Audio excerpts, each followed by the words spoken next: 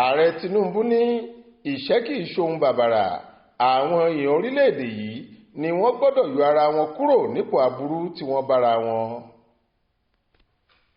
Olórí orílẹ̀-èdè yìí ààrẹ Bọ́lá Ahmed Tinubu ti sọ ìdí pàtàkì táwọn aráàlú orílẹ̀-èdè yìí pàápàá jùlọ àwọn mẹ̀kúnnù ṣe gbọ́dọ̀ jà fitafita láti yọ ara wọn kúrò nínú ipò aburú, ìyẹn ipò òtòṣì tí wọ́n wà, káwọn náà lè dẹni àjítànnáwò láwùjọ.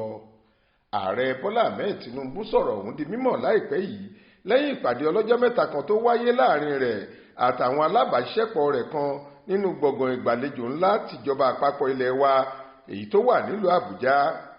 Níbẹ̀ ni ààrẹ Tinubu ti gba gbogbo àwọn òṣìṣẹ́ rẹ̀ àtàwọn lọ́gàálọ́gàá tó wà lẹ́nu iṣẹ́ ọba níbi ìpàdé náà níyànjú pé kí wọ́n ṣiṣẹ́ pọ̀ kí wọ́n sì gbé ògo àti ọrọ̀ ajé orílẹ̀-èdè yìí dé èbúté ayọ̀. Tinubu ní kì í ṣohun bàbàrà tàbí ohun tójú òrìrí kéèyàn wà nípò tálákà láwùjọ, ṣùgbọ́n onítọ̀hún ló gbọ́dọ̀ sa gbogbo ipá rẹ̀ láti yọ ara rẹ̀ kúrò nírú ipò aburú tó wà láì ba ọmọlúàbí rẹ̀ jẹ́ lójúnà àti ṣoríire ọ̀hún.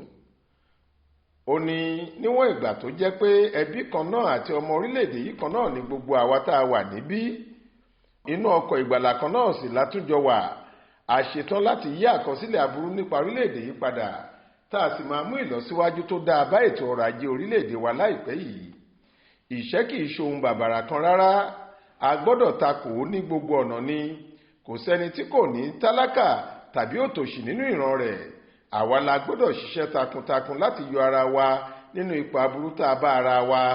Ó wá kù sí gbogbo wa pátá lọ́wọ́ láti ṣohun tó bójúmu báyìí ká lè bọ́ nínú ipò òṣì àti ìṣẹ́ tó ń bá wa fínra láti ọjọ́ pípẹ́ sẹ́yìn.